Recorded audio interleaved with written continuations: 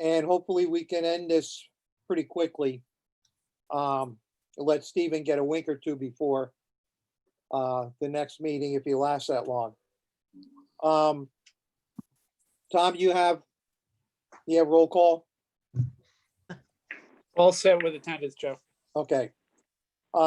Any communications from Deep? I did not hear anything from Chris Malik other than he wasn't coming tonight. Okay, anything from Eversource? Pete, John, or Steve? No, we haven't heard anything from Eversource, and they haven't started, they were supposed to start dredging December 1st, and they haven't yet, to put that temporary cable in, communication cable. Anything from DOT? Yes. Just that stuff that you got with the about the monitoring, all Yeah. that information. All the data. Right. Well, Joe, Okay, the data that we got, should I share it? Can I share that with all of the Water Quality Yes, Committee? Yeah, absolutely. Okay, good. It's a little daunting at first, but if you look at it, I'll get it out to you after this meeting. It was data that they had paid to have recorded. And if you look at the data, the nice thing about it, it's good data to look at as a comparison for a whole year. And it would also be good to throw out to save the sound so that they can get an idea of what's really going on here instead of once a week data.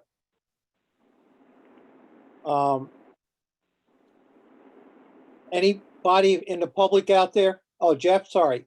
yeah, regarding the data, Joe, that's, Professor Hart has been reviewing that data, the previous data that we had, but by itself, that I don't know what the significance is, but we're trying to relate it to events that create increased turbidity, including rainfall and bridge openings and tide and wind. So that's what our job is with Professor Hart.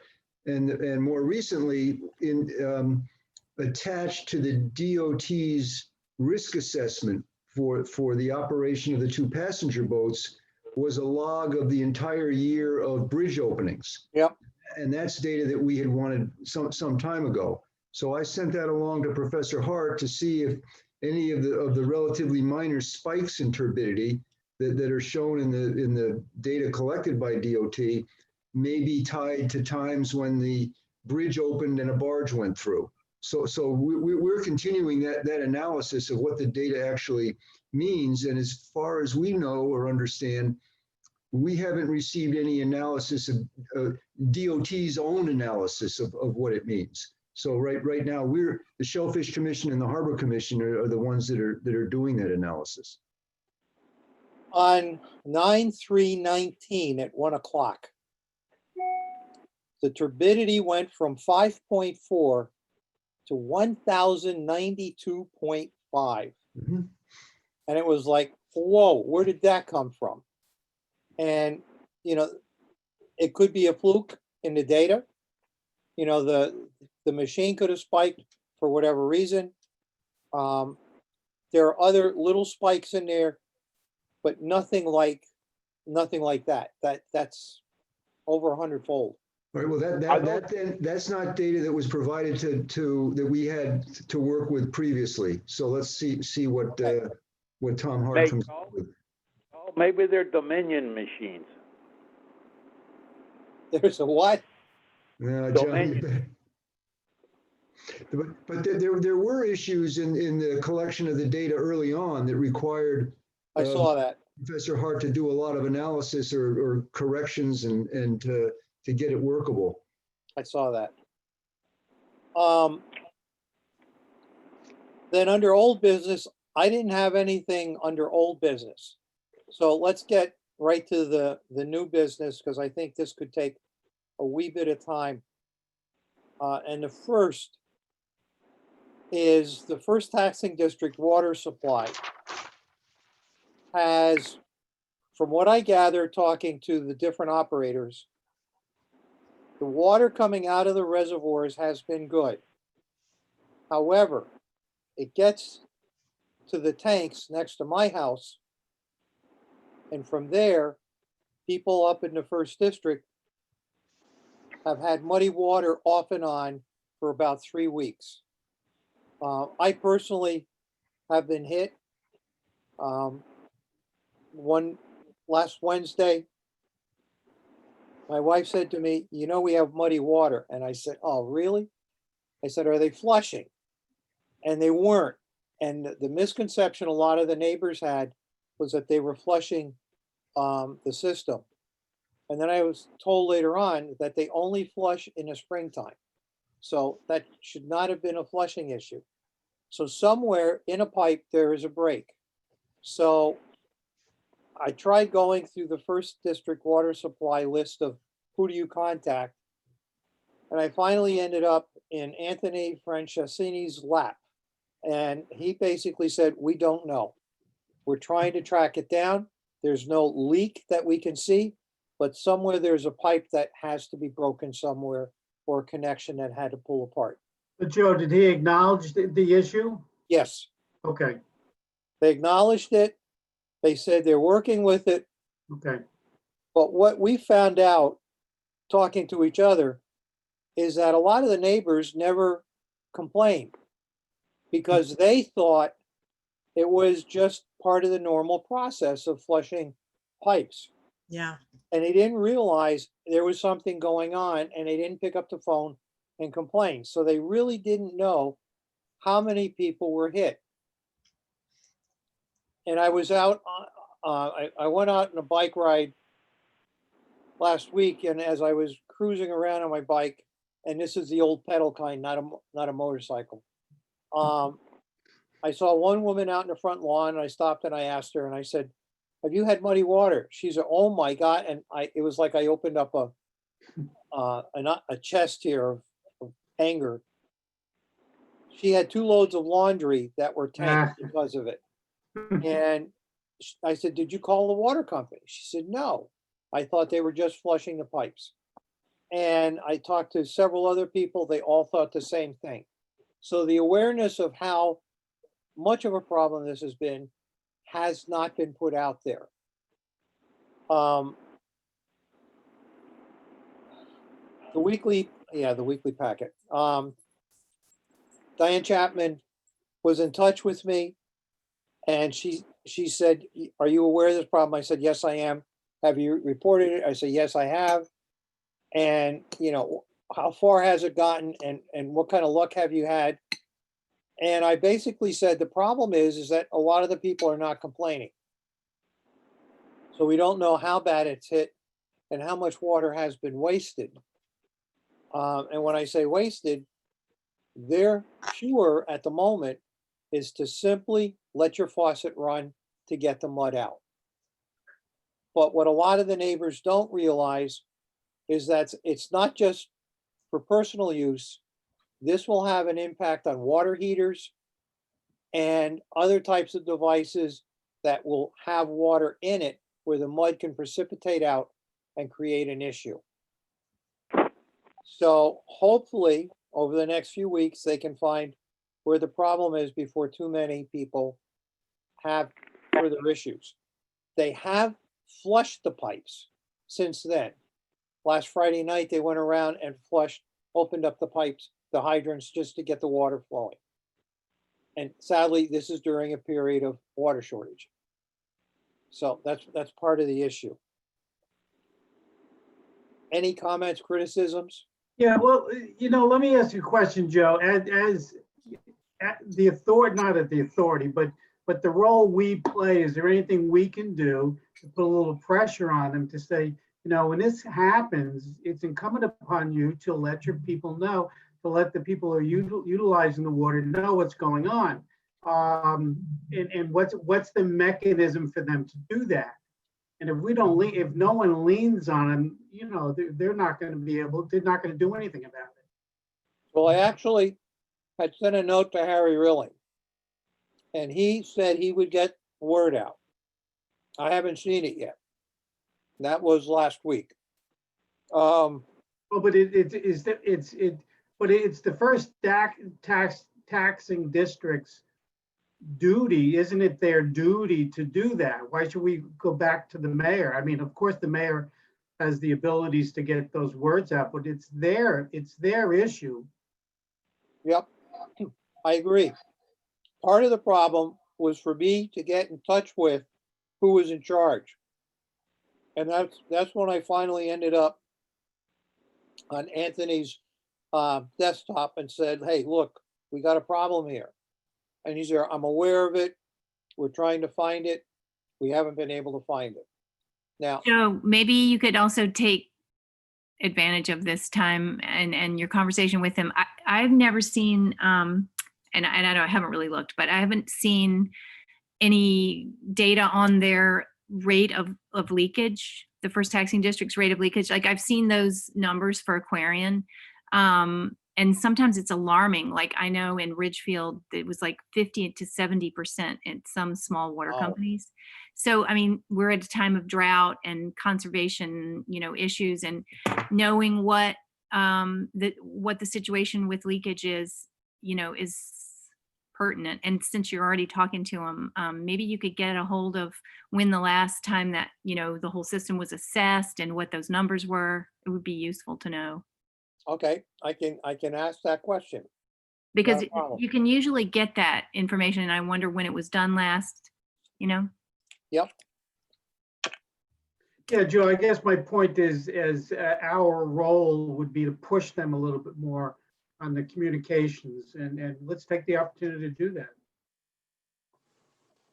well, that's already happening just by having this meeting, because this will be in the minutes. Hopefully, people in different offices in City Hall will look at this and help encourage it. What I was asking the mayor for was to put something out on the website. I also talked to the people at the first taxing district and suggested they put it on their website. They haven't done so yet. To have them call in if anybody has muddy water. And the other thing I asked them what to do is, after I talked to Anthony, and I told him about the woman with the 2 loads of laundry, he said, have him call me.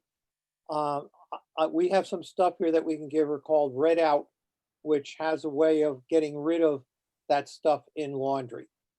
So having that information available to the public would greatly help. One of the things they did do is come and test the water here at the house. And, I basically had said, have you tested the water after people reported the mud? Is there a possibility of anything in the water? So they came last week and they tested the water. And I'll tell you, it looked good. So the data that I got was right on the money. So in that respect, it wasn't right after we had mud, but it was done eventually. So that's something they have to look at. Diane? Yeah, thanks for being an intrepid kind of reporter there, Joe, going and notifying, your neighbors and like, that's very important. And I am Yeah, on his surprised. bicycle. And I am surprised that the taxing district doesn't have better communication systems, because they are their own entity. And Dominic DeGangi, of course, is the general manager still. I just wanted to mention 2 quick things. One is, if memory serves me, when I first came to Norwalk as a student intern for the first taxing district, one reason why the reservoir water in the first taxing district, which includes New York State, and their, of course, New Canaan is where their pump house or their filter plant is for the water, is clearer, is because it's just a deeper reservoir system, whereas they do have issues still in the groundwater well field off of Broad Street. And I would like offline, Joe, to talk with you about how, based upon our interest in drinking water, of course, that I think it's time that there be a community forum to discuss the well field, because it again is having some issues. And when there is a drought condition, which we have, they utilize, I think they have two remaining wells online, maybe three, but I think it's two. They're pumping it down. And the fact is that there are some issues with that well field right now that they admit, but I think it would behoove us to educate the public in some way. Number two, the second taxing district, or South Norwalk Electric Works, has also been having some taste issues and murky water. Now that is probably due to the following fact: their reservoir system in Wilton is much shallower. So in the summer, and also when we have fewer rainfall events, they have to add copper sulfate because of the tremendous algae growth. And in order to meet the state's standards for color and the like, they have to add the copper sulfate and maybe some other things. And that has been an issue on nextdoor.com as well.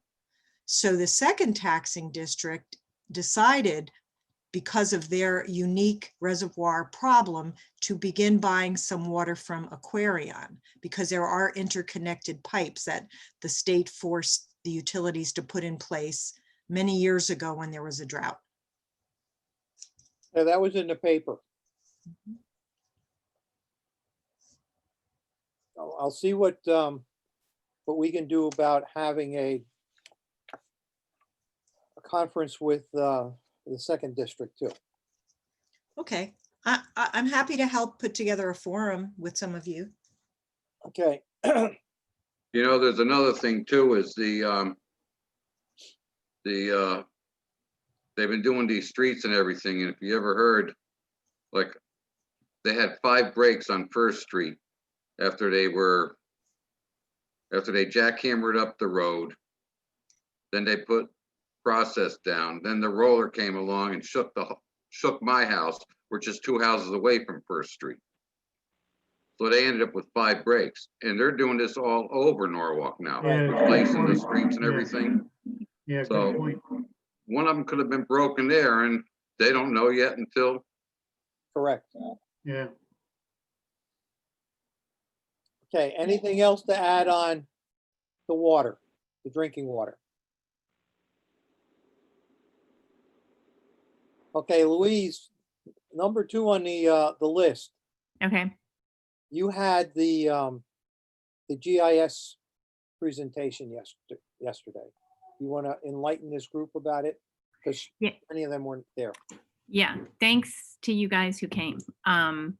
It's a great thing for Norwalk. The Regional Conservation Partnership, the Hudson to Housatonic Regional Conservation Partnership, is a group of, I don't know, it's like 200 conservation organizations that have come together to try to protect open space and water quality between the 2 rivers.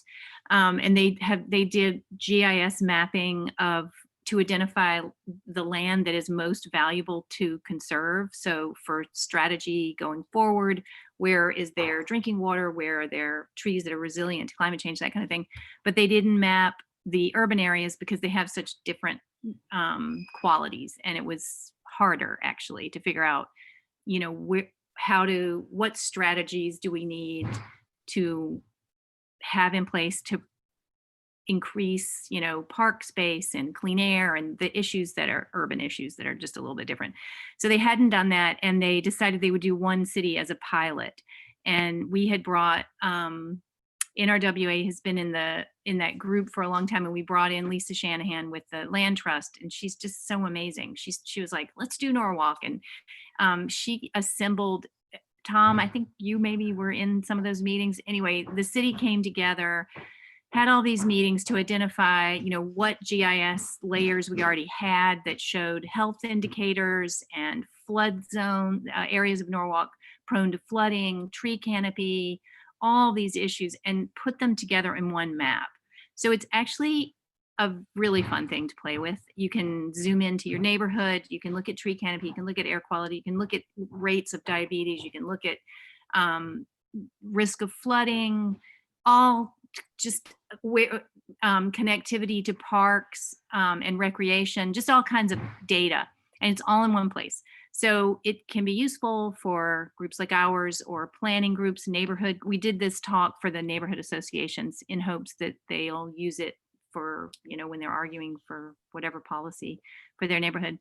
But it's also an evolving project that now will come to the hands of Norwalk, and we can add other layers like, we can focus on water and think about if we want to map areas where we know pipes are leaking and need to be upgraded, or, strategies like that, areas that would make sense for riparian buffer restoration. I mean, those are the kind of things that I think of.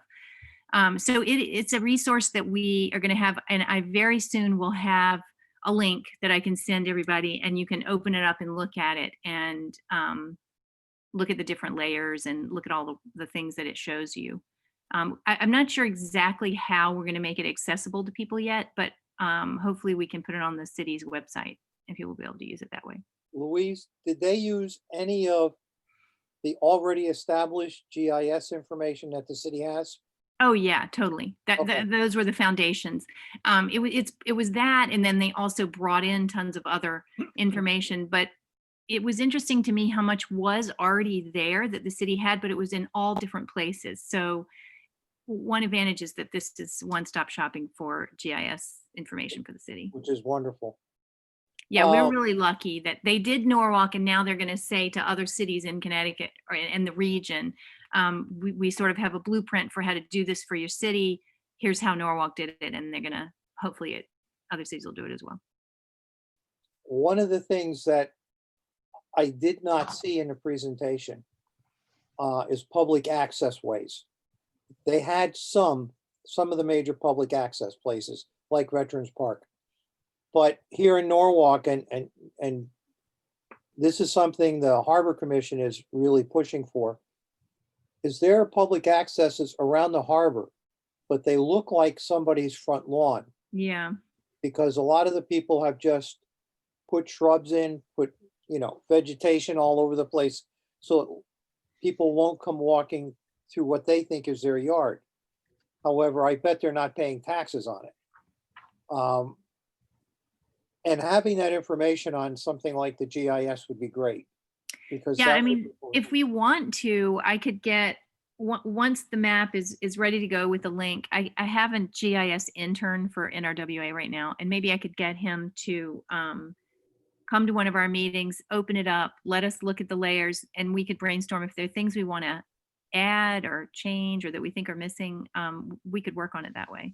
Good. He would best be served going to one of the Harbor Commission meetings and let John and the crew know ahead of time so that he can literally focus on where some of these public access ways are, because they have literally focused a lot of their time on that. And especially in the last two meetings. Okay, so I'll follow up with Jeff on that. With John With you? Romano. Or John Romano, okay. Yeah.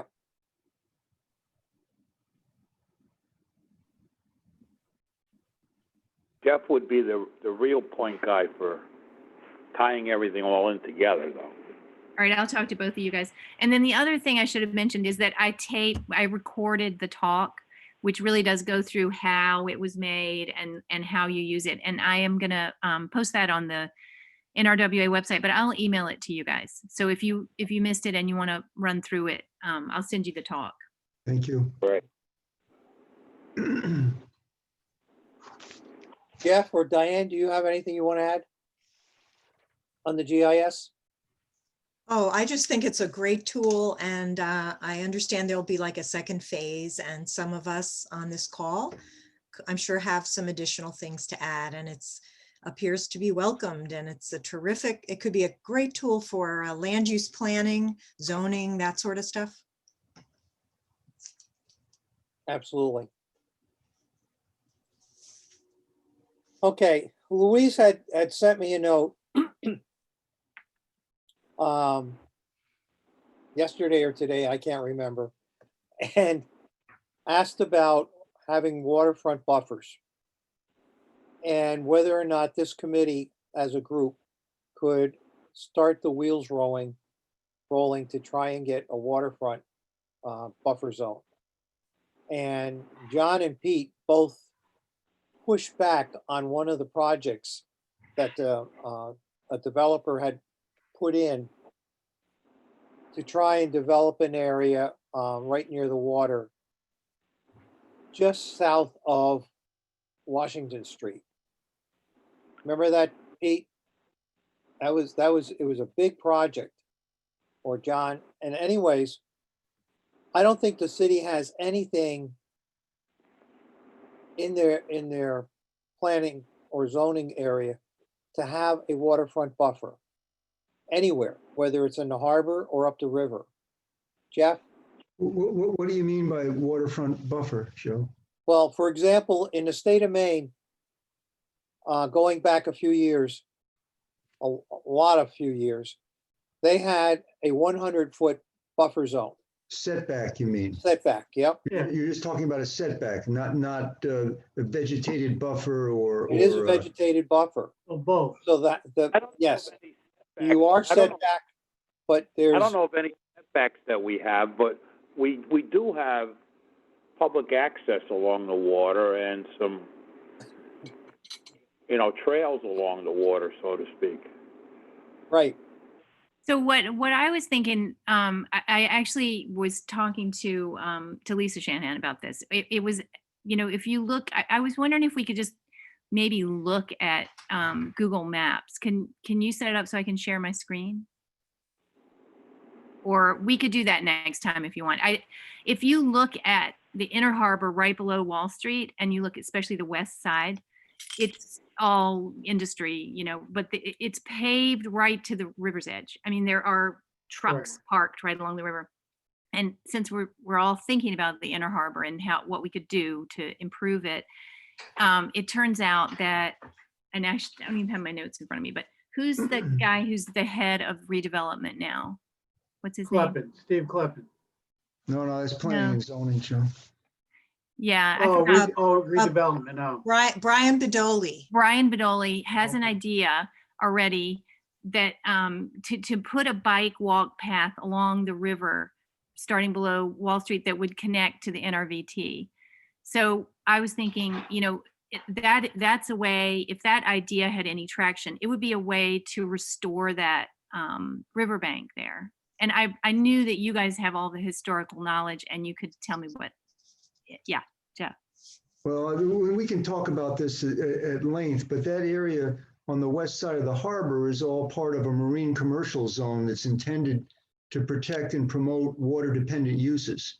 So one of the concerns that we have is and there are development pressures on that area, obviously, is that those water-dependent uses could be replaced with principal site uses that aren't water-dependent, but become water dependent because they provide public access, and then you lose the marina and the boatyard facilities. So I think that we have to think about that carefully. If you envision a waterfront with just the only part, the main amenity is a public access walkway or a bikeway, I mean that's something that has to I think would be inconsistent with the harbor management plan.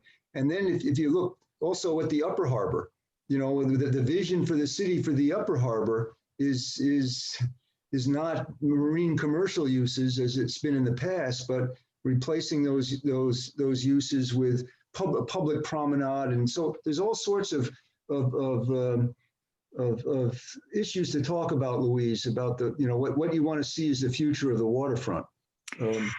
Okay, this is exactly why I wanted to raise it, because I don't know a single thing about the history of that area, but if you just look at Google Maps and you look at, water quality there are buffer plants to Wall Street, and then below Wall Street, there's not even a bush helping to stop runoff.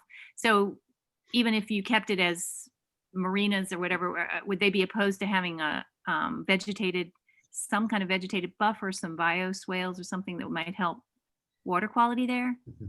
Well, it's interesting that one of those properties on the west side, some years ago, which is now being proposed for use by DOT for perhaps staging for the bridge. I'm getting to the point though, one of those properties some years ago applied for a bulkhead and Deep wouldn't approve it. And instead they approved like a step back vegetated sort of shoreline. That now would be replaced with a bulkhead that the DOT would use, would build. So that there's a whole bunch of issues. And then you may remember that South Norwalk waterfront was the site of the filter project that was studied or applied some years ago. There were two little watersheds with discharges through storm drains in marinas there. And so I think it was Save the Sound at the time received a grant to put filters in the catch basins in one of the little watersheds. Oh, that was where they did that. It was the Harbor Keeper with Terry Backer. Yeah, it was before Save the Sound. It was Harbor Keeper, right? Yeah. So the drainage through the storm drains and carries pollution from South Norwalk, and it empties into the marina travel lift pits there, and the city's response. There's all sorts of things, Louise, but the idea of doing something and planning and regulating development in a way to improve stormwater management from the site. I think that's one of the key things. So maybe it would be better, sorry, Diane, to try to channel that stormwater into the sewage system or something instead of trying to plant. Is that what you mean? Or capture the stormwater and treat it. So do some new stormwater management initiatives instead of and so okay. That's I'll stop. That's all required now. Any CAM application that goes through us has always had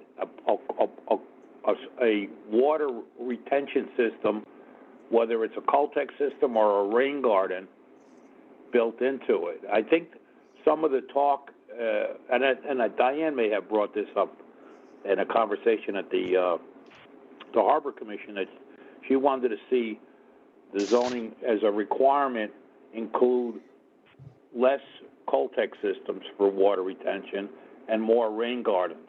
And that might be a solution to capture the water. They don't want the water going into the sound or the river at that point. They want to capture it all on site so it goes back into the aquifer. And that is a requirement by the state and the city. That's a deep requirement. It's a matter of what you use to accomplish that. Yeah. And that's where that requirement exists by deep. So maybe where you drill in is to now what would that requirement look like? What would best serve what the thought process that you're going through to capture that water and keep it from migrating into the river? Yeah. So Stanford has. So could I just interject something? A couple of quick things, and that is number one, with the CAM program that the Zoning Commission has dominion over with a referral to harbor management, they have been urged to look at buffers and just make, because of the state laws as well, how are those developers, be they residential or commercial, industrial, what are they doing when they are close to a waterway? In the Plan of Conservation and Development that was recently approved, there was some discussion in some of the citizen groups about green infrastructure and increasing the use of green infrastructure, meaning more than rain gardens is one of the tools in the toolbox. John is right, but there are many other additional ways that you can use vegetation and soils and green roofs and other things, pervious surfaces. And because we noticed in mapping for POCD that surrounding the Upper Harbor and the Norwalk River, there's a lot of impervious surface.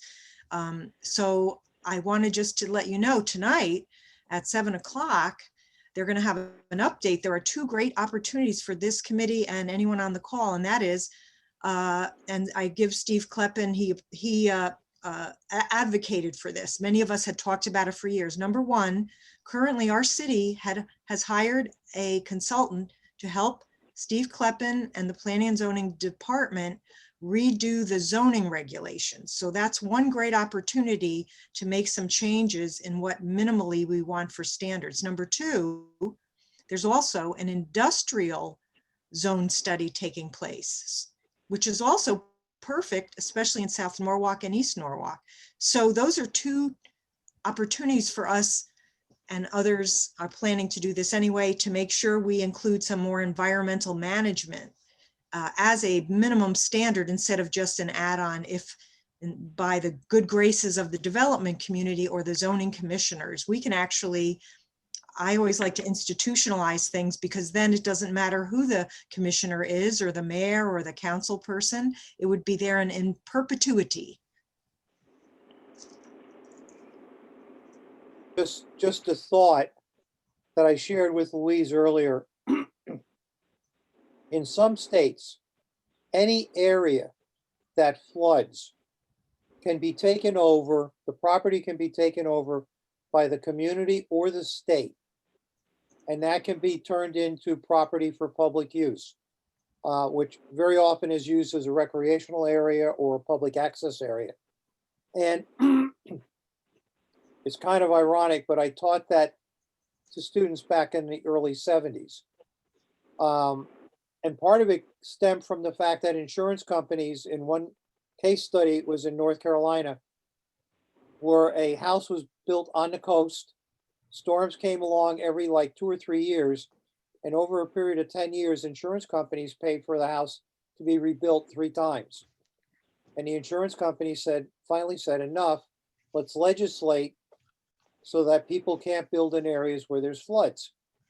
And I shared that with the mayor at one point, a long time ago, and with other committee members a long time ago. But it was, not here in Connecticut. It's going to cost too much and so forth and so on. However, we may get to the point where with flooding, we may want to consider that. And that knowledge, it's not institutional knowledge in this state, but it is in other states. And I actually have a former student who is doing that for the state of Washington now. And her job is to go around to flooded homes and document it and then put it up on the auction block as far as the state's concerned. And it's doing 2 things. It's making people pause about developing in areas that flood, like Water Street, but it's also creating more open space for people to use the water. So it's a great thing, but it is risky. Any other comments? Joe, do you mind if I? Go ahead. What you're talking about is it has to do with the sustainability of the flood insurance program. For years, the concern was repetitive losses, and they're paying insurance for and there's a lot of data on that going back for 30 years that they knew that was a problem. But also, Louise, with respect to the sustainability, Stanford recently adopted something called a sustainability scorecard.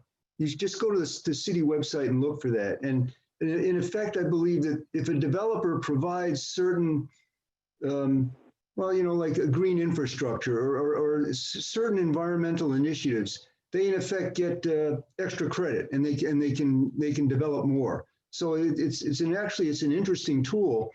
And recently there was the development proposal for what's to be the tallest building in Stanford, but only I think by 1 or 2 stories. But as part of that, the parking garage will have a green roof. And I think that's the first example of a green roof, on a major development project in Stanford. And that follows from the city's drainage manual that was just adopted. But the stuff that you're talking about, and I'm sorry to be talking so much here, but we know that there's opportunities for redevelopment that are being pursued, and we know where they are. It's on the South Norwalk waterfront where a representative of property owners came to the Harbor Commission with a preliminary proposal to amend the zoning regulations to allow more higher density residential development, and the vision for the city on the upstream part of the upper harbor, including the O&G site, which is vacant. And they talk about bringing some work back, but I think it's fairly well known that with an increase in residential zoning density, that will be available for redevelopment. And the same thing with the Liberty Square area on the east side of the harbor, which the DOT will be made available for redevelopment after the DOT doesn't need it anymore.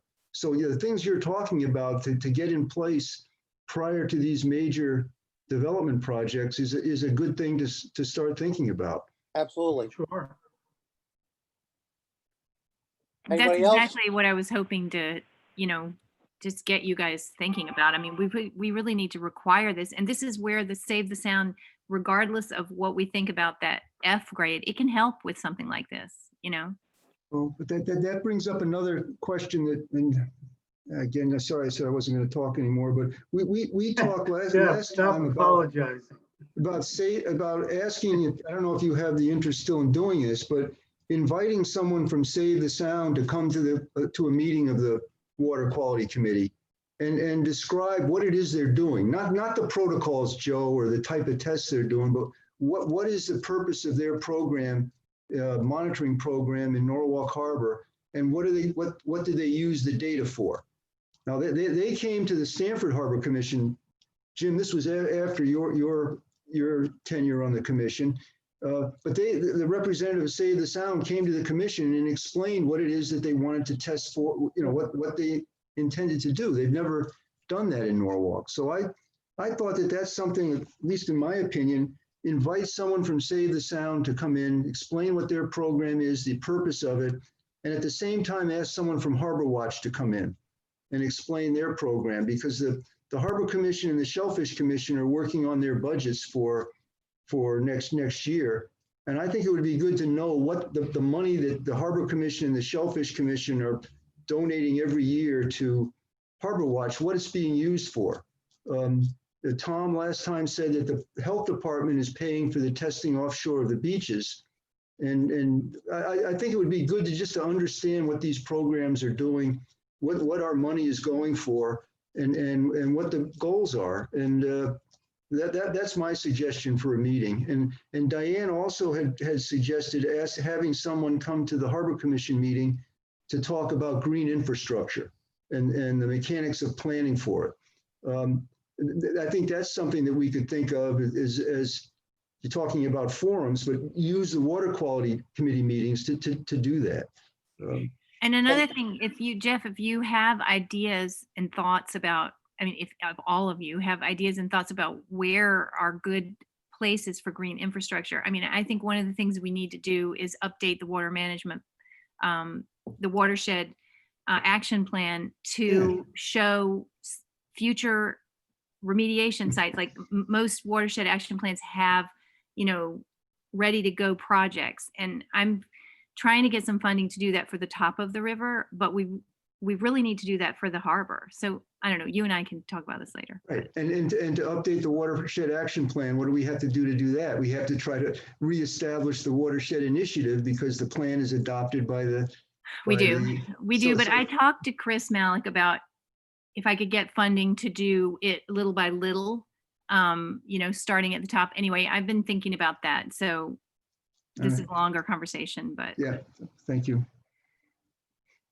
Okay, Jeff, that was brought up at our previous meeting, and I sent out an email to, you were the only one that responded, but I sent it out to a lot of the members of the different committees saying, when should we have that meeting? And I heard from only you, Jeff. So I'll try it again.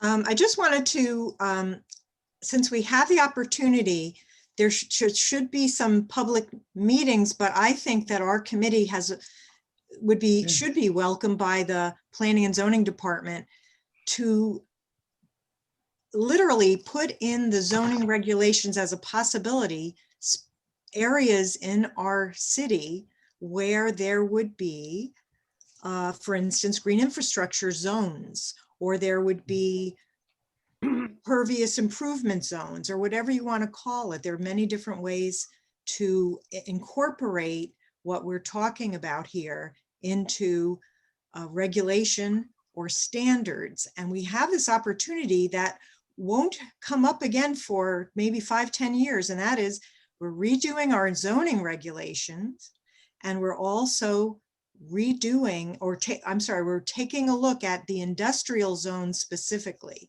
And I do believe you can blend green and industrial zones. So I think maybe Steve Kleppen, now that Alexis Carachetti is the Assistant Director of Planning and Zoning, it provides an opportunity that won't come again for a long time to have this institutionalized into the very fabric of our city code, or we could do ordinances, Lisa Shanahan. You know, there's a lot of good opportunities that I look forward to helping with. Anything else?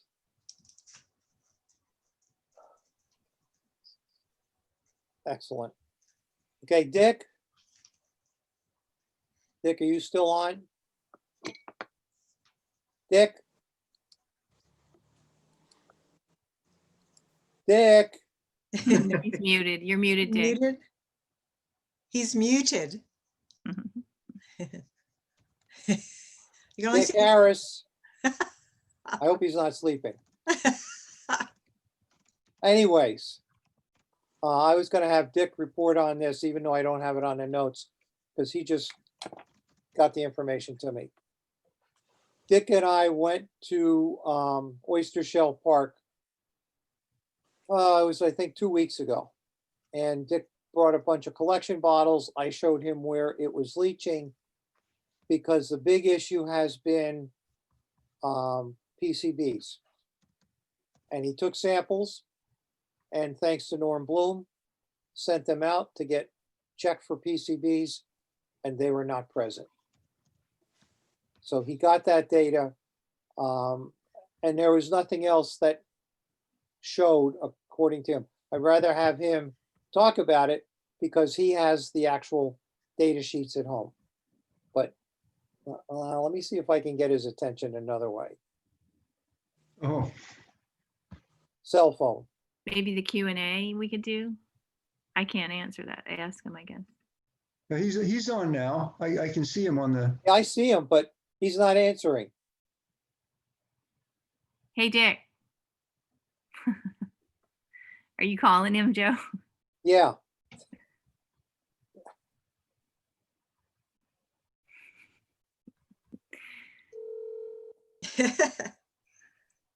oh, that's funny. All right. Hey, Dick. I don't know what the hell I did here, Joe. Oh, But I can't get back in for some reason. okay, well, your visual is on. Oh, no, wait a minute. I just got it. Hold on. I'll get the sound. There you go. All right. You got it, Dick. Okay.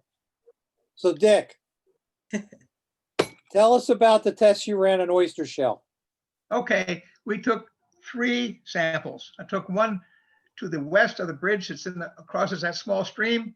I got one at the mouth where the small stream enters the harbor, and I got one further up where the landfill makes a natural funnel to put water into the harbor. I got them all low tide after some rain, and I sent them off to York Industries, and they all came back 0. So I think we ought to get a hold of this guy Reardon and talk to him about 20,000 gallons of PCBs and everything else he's been throwing around. Well, you just proved that the aquaculture division was right on the money. Yeah. So we're good. I got one other thing. We had a huge supply bunker enter our harbor. A massive supply bunker showed up that went all the way from New Haven all the way down to Stanford. And they think it was an ocean schools that came in. Our harbor loaded up with bunker, as did Saugatuck and most of the others. And I happened to be on the water. That was 6th of November, the day that they did, taking oxygen samples 2 above the railroad bridge and 2 below.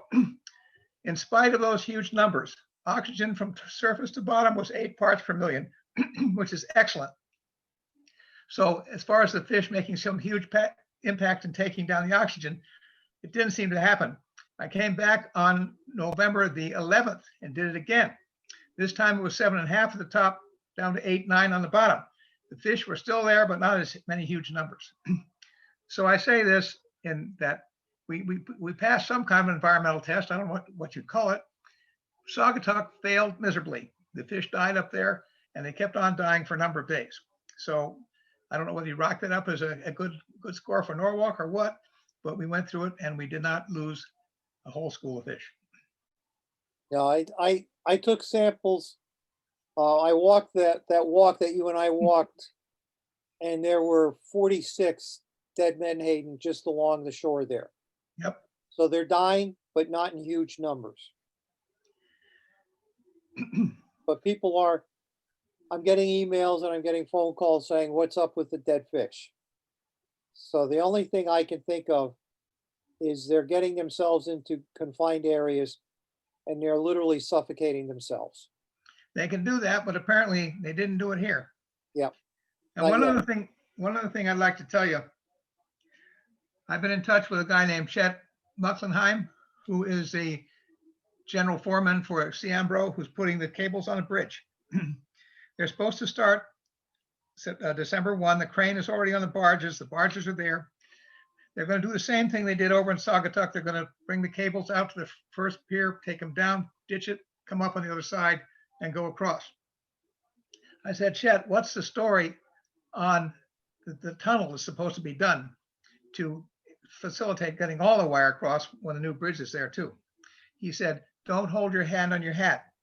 Don't hold your head. We got you.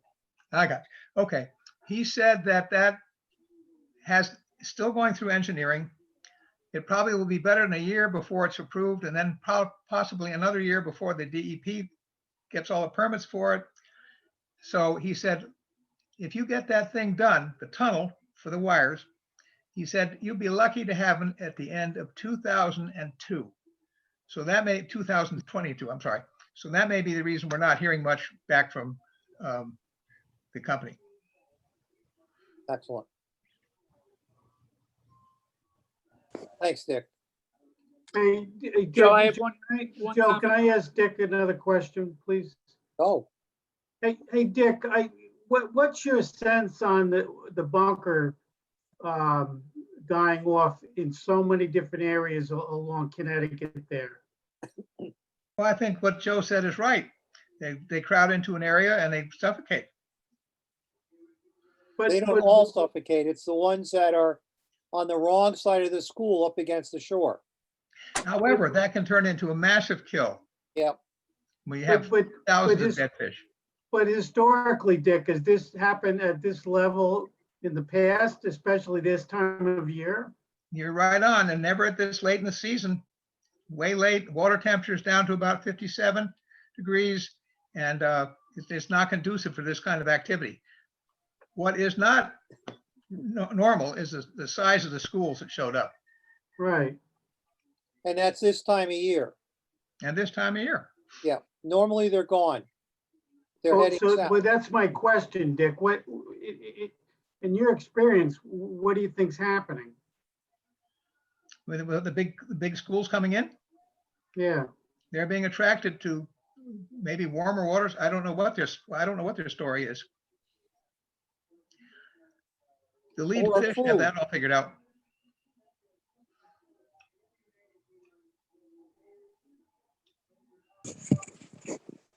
Anything else? Joe, one comment, when you had brought the Oyster Shell Park issue to my attention, probably over a year ago. Yeah, we tested that.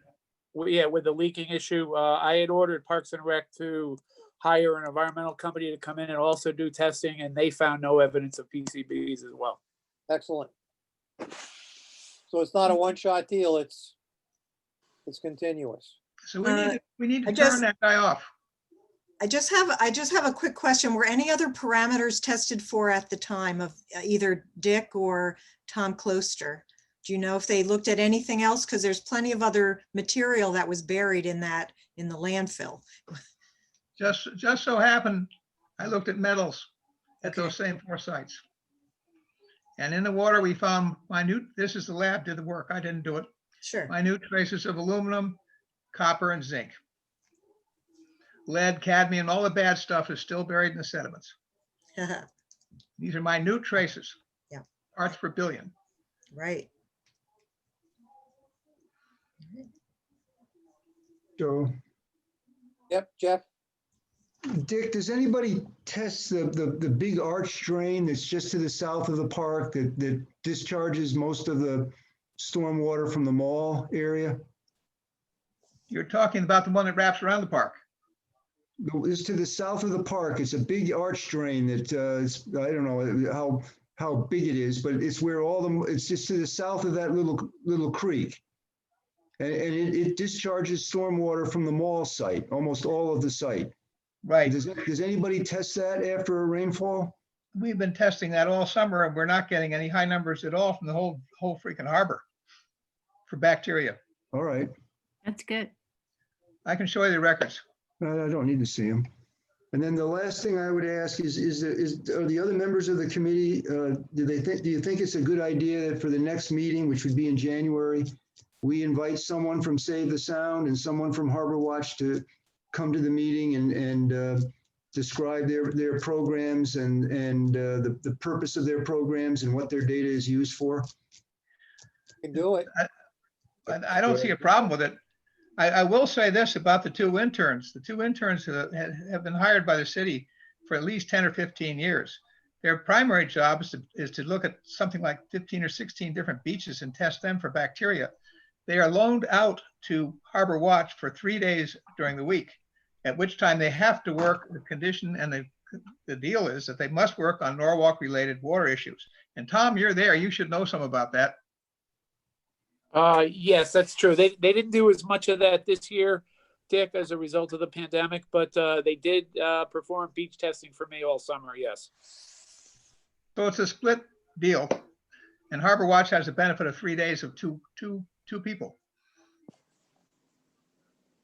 Right, and as Tom said, the health department pays for the work for the testing off of the beaches, and then or the health department does, and the Harbor Commission and the Shellfish Commission also make contributions. And so I think we'd like to know what the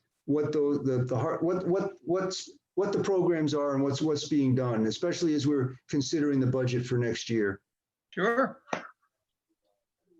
I'm sure Sheriff would have no problem doing that.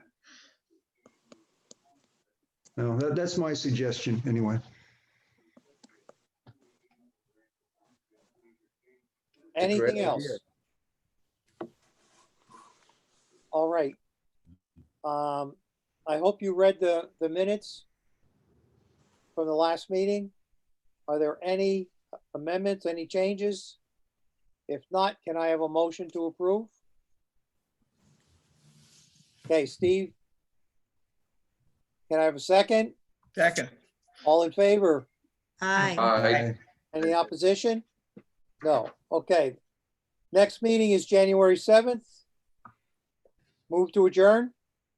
Make a motion. Yeah, oh, that was quick. Done. Bye, everybody. Bye, everybody. Stay safe.